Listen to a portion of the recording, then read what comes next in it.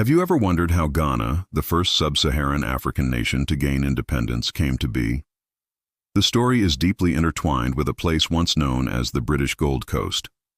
Let's rewind the clock and explore this fascinating and often turbulent chapter of history. For centuries, the coast of what is now Ghana was a magnet for European traders. It wasn't just gold that drew them in, though the region was rich with it. This was the Gold Coast, a name given by the Portuguese in the 15th century. But they weren't alone for long. The Dutch, the Swedes, the Danes, and of course the British, all built forts and trading posts along the coastline, creating a competitive and complex network of trade. Initially, this trade was a two-way street.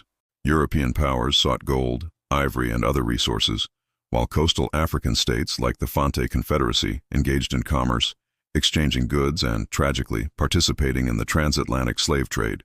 This was not a simple story of conquest from the start. It was a messy, dynamic relationship of trade, alliances, and shifting power balances. The Europeans were largely confined to their forts, reliant on the goodwill and cooperation of their African neighbors to conduct business. But by the 19th century, the winds of change were blowing. The Industrial Revolution was booming in Britain, demanding more raw materials and new markets. The abolition of the slave trade also fundamentally altered the economic landscape. Britain's influence began to grow, moving from purely commercial interests to more direct political and military involvement.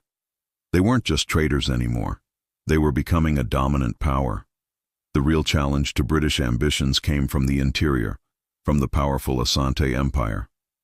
The Asante, with their formidable army and sophisticated political structure centered in Kumasi, had built a vast empire that controlled much of the region's trade routes. For decades, the British and the Asante clashed in a series of brutal wars. The Asante were determined to maintain their sovereignty and control over the coast, while the British were equally determined to break their power and secure their own economic and strategic interests. These Anglo-Asante wars were a defining feature of the 19th century in the region. Battles were fought, treaties were signed and broken, and both sides suffered heavy losses. The Asante proved to be a resilient and formidable foe, pushing the British to their limits on several occasions. But Britain's technological superiority, particularly in weaponry, gave them a significant advantage in the long run. The turning point came in 1874, after a particularly difficult war, which saw British forces march into and briefly occupy the Asante capital of Kumasi. Britain decided to formalize its control. They were tired of the constant conflict and wanted to secure the coastal region once and for all. So, on July 24, 1874, Britain officially declared the coastal areas a crown colony, the Gold Coast Colony. This was a massive step. It meant the Asante and other coastal peoples were no longer just trading partners. They were now subjects of the British Empire. The British established a new capital, first at Cape Coast and later moving it to Accra, and began implementing their own system of governance, law, and administration. They built infrastructure like roads and railways, but primarily to facilitate the extraction of resources like cocoa, timber, and, of course, gold, back to Britain. But what about the Asante? The Declaration of 1874 didn't include them. The Asante Empire, though weakened, still existed as an independent state to the north. For the next quarter century, a tense and uneasy peace held, punctuated by suspicion and diplomatic maneuvering. The British saw the Asante as a constant threat to their colonial project, while the Asante viewed the British as invaders who had stolen their access to the sea. The final confrontation came at the turn of the century. In 1900, the British governor, Sir Frederick Hodgson, made a deeply disrespectful and inflammatory demand.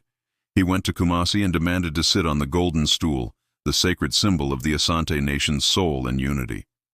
This was an unforgivable insult. It sparked the final Anglo-Asante War, known as the War of the Golden Stool. Led by the incredible Queen Mother Ya Asantewa, the Asante rose up in a fierce rebellion to defend their honor and their very identity. For months, they laid siege to the British fort in Kumasi. Ya Asantewa's leadership rallied her people in a final, desperate act of resistance. Although the Asante fought with incredible bravery, the British eventually broke the siege with reinforcements and superior firepower. Following the defeat of the rebellion, Britain's patience had run out. In 1901, they formally annexed the Asante territory, adding it to the Gold Coast colony. A year later, the Northern Territories were also declared a British protectorate. With this, the modern-day boundaries of Ghana were essentially established, all under the control of the British Crown. The creation of the Gold Coast colony in 1874 and its expansion in 1901 was not a peaceful negotiation. It was the result of decades of conflict, economic pressure, and military conquest. It marked the end of an era of independent African states in the region and the beginning of a new period of colonial rule. This period of British control would last for another half-century, a time of profound change. It brought Western education, new legal systems, and a cash crop economy, but it also came at the cost of political freedom and economic exploitation. It was from within this colonial system that a new generation of educated Africans would rise, leaders who would challenge the very foundations of the British Empire and ultimately lead the Gold Coast to become the independent nation of Ghana in 1957. The story of the Gold Coast colony is a crucial reminder of the complex forces that shaped our modern world. Thank you so much for joining me on this historical journey. If you found this interesting, please hit that like button, subscribe to the channel, and ring the bell so you don't miss our next video. See you next time.